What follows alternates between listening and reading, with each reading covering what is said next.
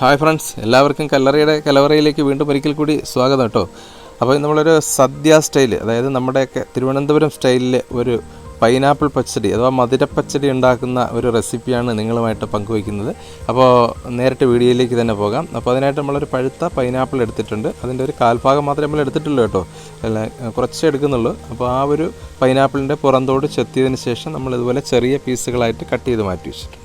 അതിന് നമ്മൾ ഒരു കപ്പ് തേങ്ങ എടുത്തിട്ടുണ്ട്. അതായത് പച്ച തേങ്ങയാണ് എടുക്കുന്നത്. ഒരുപാട് ഉണങ്ങി വെള്ളം വറ്റിയ തേങ്ങയൊന്നും എടുക്കരുത്, ഇതായിരിക്കും നല്ലത്. പച്ച തേങ്ങയാണ് ബെസ്റ്റ്. അത് ഒരു കപ്പ് തേങ്ങ എടുത്തിട്ടുണ്ട്. അപ്പോൾ നമുക്ക് ആദ്യം തന്നെ ഈ പൈനാപ്പിൾ കട്ട് ചെയ്ത് വെച്ചിരുന്ന പൈനാപ്പിളിനെ നമ്മളൊരു മിക്സിയുടെ ജാറിലേക്ക് ഇടുന്നു.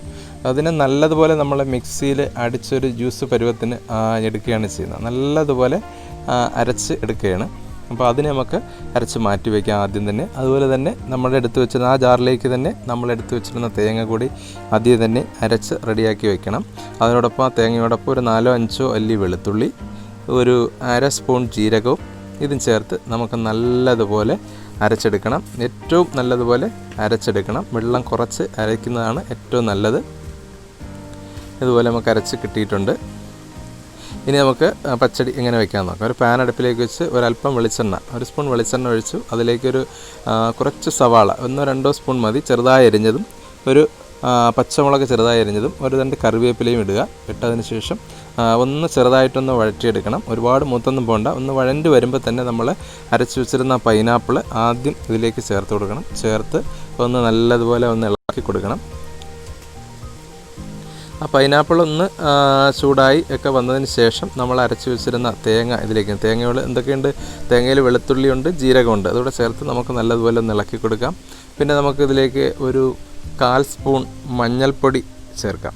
മഞ്ഞൾപ്പൊടി കൂടെ ചേർത്ത് നല്ലതുപോലെ ഒന്ന് ഇളക്കി കൊടുക്കണം. മഞ്ഞൾപ്പൊടിയാണ് ഇതിന് കൂടുതൽ നിറം നൽകുന്നത്.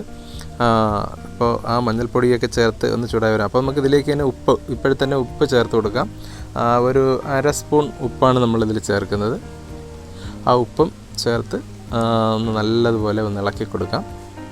അപ്പോൾ നമ്മളുണ്ടാക്കുന്ന ഈ പച്ചടി ഒരു ദിവസമല്ല, ഒരാഴ്ചയിൽ കൂടുതൽ കേടുകൂടാതെ ഇരിക്കുന്നതാണ്. നമുക്ക് ഫ്രിഡ്ജിലൊക്കെ സൂക്ഷിച്ചാൽ ഒരു ആഴ്ചയിൽ കൂടുതലിരിക്കും. അപ്പോൾ ഇനി നമുക്ക് വെള്ളം വറ്റി വരുമ്പോഴത്തേക്ക് അതിലേക്ക് ഇപ്പോൾ 4 സ്പൂൺ പഞ്ചസാര നമ്മൾ ചേർക്കുകയാണ്. അപ്പോൾ നല്ല മധുരമുള്ള പൈനാപ്പിൾ ആണെങ്കിൽ ഒരു 3 സ്പൂൺ പഞ്ചസാരയൊക്കെ മതിയാവും. ആ പഞ്ചസാരയും ചേർത്ത് നല്ലതുപോലെ നമ്മൾ ഇളക്കി കൊടുക്കണം. ഇത് നോൺ സ്റ്റിക്ക് പാത്രം ആയതുകൊണ്ടാണ് വളരെ പെട്ടെന്ന് ഇളക്കാൻ പറ്റുന്നത്, അല്ലെങ്കിൽ നല്ല അടി പിടിക്കാനൊക്കെ സാധ്യതയുണ്ട്. നല്ലതുപോലെ ഇളക്കി കൊടുക്കണം.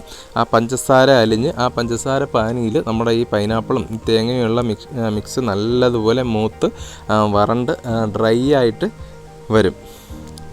ആദ്യം നമ്മൾ അങ്ങനെയാണ് ഇതിന് കിട്ടുന്നത്. ഒരു നല്ല ഡ്രൈ പരുവത്തിന് കിട്ടും. ഈ ഒരു മിക്സ് നമുക്ക് ഫ്രിഡ്ജിൽ സൂക്ഷിക്കാൻ പറ്റുന്നതാണ്, കണ്ടില്ലേ.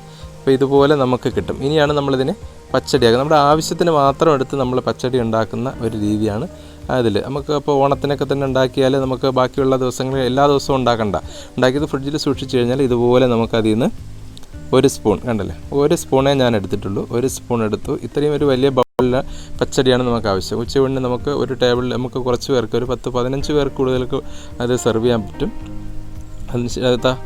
അതിലേക്ക് നമ്മൾ നല്ല കട്ട തൈര് നല്ലതുപോലെ ഉടച്ച് കട്ടയില്ലാതെ മിക്സ് ചെയ്താണ് ആ തൈര് നമ്മളിതിലേക്ക് ചേർക്കുന്നു. ചേർത്ത് നമ്മുടെ ആ അരപ്പ് കൂട്ടുണ്ടല്ലോ അതുകൂടെ ചേർത്ത് നല്ലതുപോലെ ഒന്ന് ഇളക്കി കൊടുക്കണം. ഇളക്കി അലിയിച്ചെടുക്കുമ്പോൾ നമുക്കിതുപോലെ കിട്ടും. അപ്പോൾ മഞ്ഞ പച്ചടി ഇവിടെ റെഡി ആയിട്ടുണ്ട്.